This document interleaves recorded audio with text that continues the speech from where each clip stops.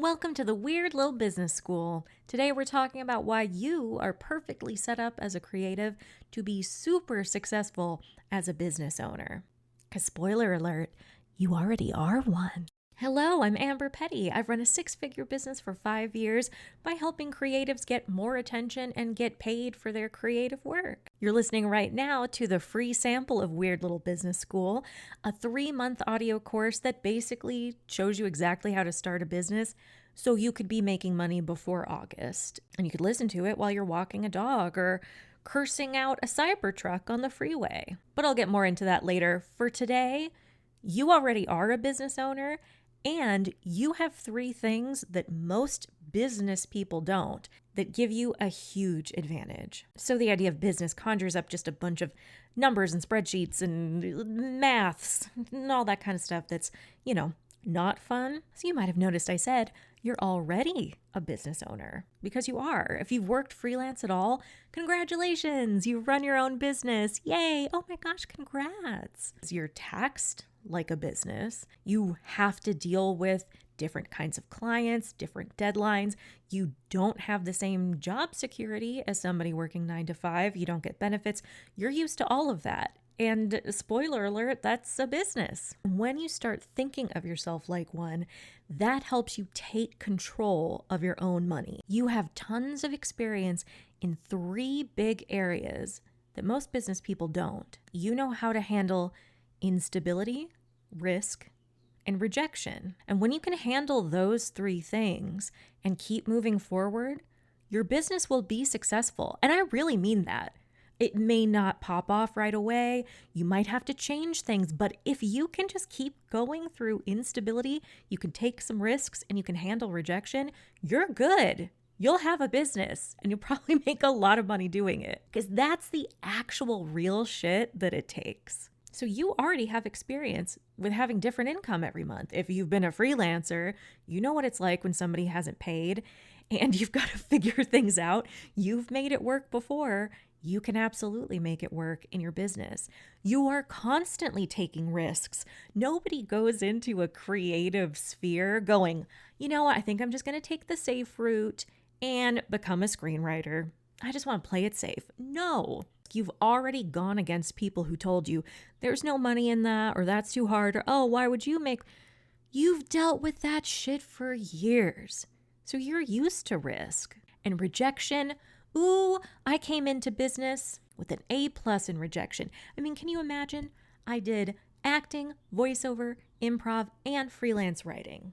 I think I might have been the most rejected person on the planet. I'm up in the top 10. And that helped immeasurably in business. So if people didn't write back to me, I didn't take it personally when things didn't go right away. I was used to it. I'm not saying it was easy. I still got sad over sometimes when people wouldn't buy or if people would send me a shitty email. That would hurt my feelings sometimes. But I also had years of experience knowing my feelings would be hurt, I'd get over it, and I would move on. And you know how to do that too. So the fact that you are so experienced in instability, risk, and rejection honestly sets you ahead of anybody with a recent BS from anywhere. And then bonus points, you're a creative person. You have ideas all the time. So you're not somebody who just thought of one thing, thought it was genius, has got to go make an app about it. And if that fucks up, they're screwed. No, you have endless ideas, which sets you up perfectly for marketing and sales. If any part of you thinks, I don't know, this still isn't, you are more prepared than most people getting millions of dollars in venture capital money. And you're not even asking for that. Then we come to the marketing and sales part. That's where it can feel a little scary. You don't want to sell. You don't want to sell your stuff. Who wants to sell their own stuff? I mean, I think most creatives would gladly do their work and then go and vacation on their island of choice where perhaps they don't need to see anyone ever again and wait while the sales come in and the money replenishes their funds before they make a new thing. And listen, if there comes a time where I can create some kind of creative's island for us all to live on, I will let you know. But right now, that's not an option. But the good news with marketing and sales is it means you have a chance to have control. So it's not just about what the publisher decides to do for marketing, which often is Nothing. Or what a TV show decides to do for marketing, or what Etsy decides to feature, or how you got on Amazon's front page. No, there's stuff you can actively do to cultivate your audience and get people to enjoy and pay for your work. And the good news is you don't have to be a piece of shit about it. There are ways to sell and market that have nothing to do with being pushy and manipulative and loud and irritating. And if you think that's impossible, think back to something you've bought, because I guarantee you saw an ad for it somewhere. And even if the ad wasn't your favorite thing, it did its job. There are probably people you get emails from or follow on social media that are mostly selling you things, but you enjoy them, enjoy what they do. So you can be that person too. And especially now, as the internet gets more crowded and there are more people starting businesses, that means your creativity is even more of an asset. And the more you lean into your weirdness, the more attention you'll naturally get. So, the marketing and sales part isn't about learning how to become a different person or suddenly get all corporate and figure out what calls to action you need to say to get people to buy. No. All it is telling people what you have and where they can buy it. So the marketing and sales part isn't forcing people to look and buy. It's just giving them a guiding light. I like to look at it like this. If you imagine whatever you're selling is a book in a crowded library, well, if you're going to just let the work speak for itself, or you don't want to say anything about it, or you don't want to bother anybody, well, then it's a book sitting in a corner in a dusty, dark shelf. Nobody's going to see it. It doesn't matter how good it is. It doesn't matter that you didn't want to bother anybody. They're just not going to see it because it's way over in the corner. So as you market and sell your product, all you do is shine a light. You just turn on a light. So now people can see your book. Sometimes it's like we just light a match. That might be all the energy you have for promotion, but at least you're lighting a match so somebody can find their way to your book. Other times it's like we put a spotlight on it.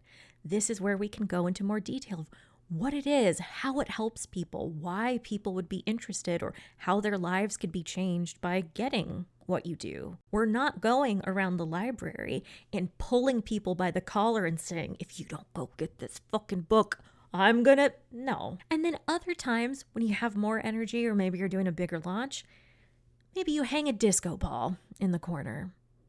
And sure, somebody in there might go, oh my God, why is somebody hanging a disco light in the library?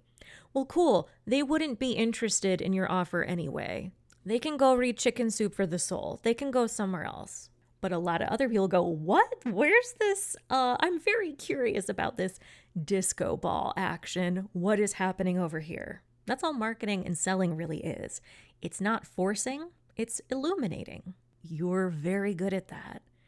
You're naturally interesting. You have natural weirdness that makes you unique. And you're a fucking storyteller, for God's sake. That's just prime time what every marketer wants to be. Every piece of business, from the mindset you need to run it to the actual skills to get people to show up and buy, you have them. Now it's just about learning a few different ways to tweak that in order to really make sure that customers know what they're getting, why they would like it, and to get more of that attention in the first place in a way that doesn't feel gross to you.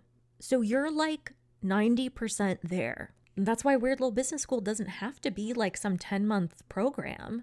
It's really just about kind of refining things and putting them into action. So if you aren't excited about starting your own business after this episode, quite frankly, you could just stop listening to it and I wouldn't be offended. That's cool. It's probably not for you. But if listening to this really makes you see sales and marketing differently and realize all the skills you already have that aren't soft skills, they're not bullshit, they are real ass skills that millionaires use to make their money, and you already have them, that should make you excited. And I hope it does. In the next episode, we're going to talk about making money while you grow your audience. Having an audience is necessary nowadays for every creative, but you don't have to wait until you have a big audience in order to make money. So I'm going to talk more about how you can monetize the growth of your audience, which makes the whole process a lot more fun. If you like this and you're already on board, go ahead and sign up for the Weird Little Business School. You can sign up below, and if you sign up before May 1st, you save $50 on the whole price. Thank you so much for listening, and I'll be back soon.